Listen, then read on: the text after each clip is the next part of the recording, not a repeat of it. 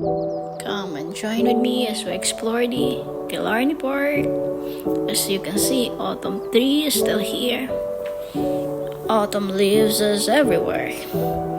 The lake is quiet and peaceful.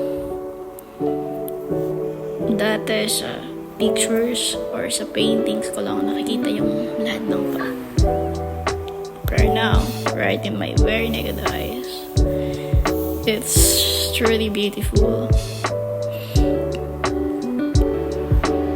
Yung scenery,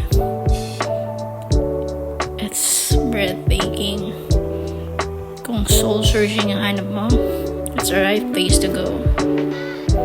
Nakaka-relax siya ng mind, nakakatanggal ng stress. It's really amazing, and God is really good. Super.